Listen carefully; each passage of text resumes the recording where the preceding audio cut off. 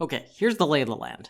Stocks are crashing, inflation's out of control, cost of living is rising, housing prices and rent are still rising, and interest rates are driving up the cost of new mortgages. The average American is feeling the hurt on their budgets right now. Meanwhile, those who own homes, especially institutional home buyers that accumulated homes in some of the fastest growing cities, have very little incentive to let go. Investors are cash flowing well, and homeowners who sell now would just be swapping for a more expensive mortgage. So housing inventory remains low, and new construction has slowed down since the pandemic started due to supply chain issues and the rising cost of labor and materials. I know this firsthand. So those who didn't buy a home before interest rates started rising might feel a little bit stuck right now. And if you were intent on getting into real estate a few months ago, it just got a lot harder to get started. If you're in this position, think of this video as a therapy session while I tell you how I'm navigating this market. Start by taking a deep breath.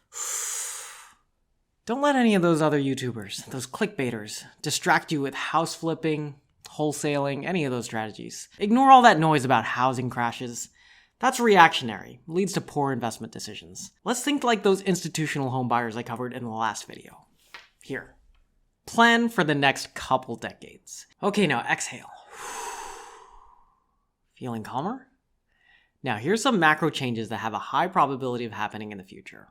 And I like to do this thought exercise because it helps me develop investment strategies. Ready? Here we go. 1. Inflation will probably taper in about 2 years and the interest hikes will stop. Doesn't mean interest rates will come back down, but they're not going to stay in this pace of increases indefinitely. Making mortgage rates more expensive by raising interest rates was an intentional move by the Fed to tame the housing markets. And as uncomfortable as it is for first-time home buyers, it is working. Buyers are disappearing.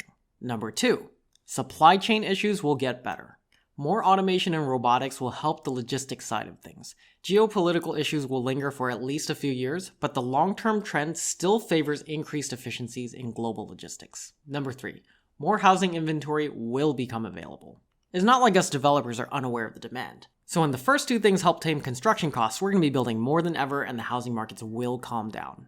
Number 4, some of these really hot second-tier cities are going to keep densifying, and with great density comes great regulation. The biggest things that institutional homebuyers are afraid of is local governments giving them a slap on the wrist for messing around with local housing prices. And since they're buying 1 in 3 homes in some of these cities, don't be surprised if renters unions form, or if the local governments pass rent regulation. On that note, and number 5, the population is going to continue to grow, and as static as land seems to be, as sea levels rise, available land is going to shrink. So we're probably going to see a long-term shift in the proportion of residential versus office square footage, with permanent work from home and flex office becoming more mainstream. More people will want dedicated home office space. So to me, these are the most obvious things that could happen in the future, but let me know in the comments what you guys foresee as well. Now, given these predictions, let's go over some implications and ultimately my conviction. In the short term, we can make a couple causal inferences, but I see anything that happens in the short term a blip in the long-term investment horizon. So the first is, investors will find fewer real estate deals that make sense, and they'll focus on operational efficiencies and increasing cash flows. So for example, short-term rentals will pencil out more often because they have higher margins in a high interest rate environment. And the second short-term inference we can make is that gateway cities with a lot of investor activity, like Austin, Phoenix, Atlanta, Charlotte, they're going to experience some natural corrections. And with mass layoffs bringing the tech industry earnings back down to earth, we're going to see pricing in these housing markets actually come down maybe 10-15% because they definitely went up too high too fast, and there's some bubbly activity happening there. But this doesn't change the long-term trajectory of these cities, and I wouldn't craft an investment thesis around a possible small dip in pricing. Remember, think long-term. And for the long term, the strategy is so obvious you're going to feel like I clickbaited you. Look at cities and suburbs with high quality of life, meaning strong job creation, good schools, and a mix of fun stuff to do.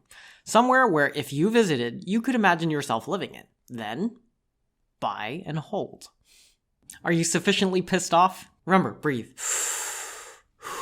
Calm. Stay calm. Okay. So land is finite and the population is growing. Cities are still densifying. And given my viewer demographic, you and I have advantages over other people older than us. We have time, because time in the market is worth more than timing the market. You can quote me on that. You really can't go wrong with that strategy in the long term. Now, where do I really have conviction? This is where I'm not clickbaiting you. I like to buy when and where others are fearful. I did it on my first deal. I'm doing it now in NYC. I'm looking at opportunity zone sites all up and down the East Coast because value add and opportunistic deals are really going to deliver returns where higher interest rates still make sense. But I also love to invest in what other people refuse to touch right now. Be bold where others are fearful. Search around YouTube and you're going to see everyone talking about the housing market about to crash, and they're still talking about house flipping and all that stuff. But who's actually talking about retail and office?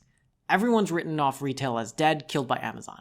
Work from home is the new normal, so office has a grave right next to retail. But at the end of the day, land is land and it's finite. I can get rental and office at a much lower basis than residential.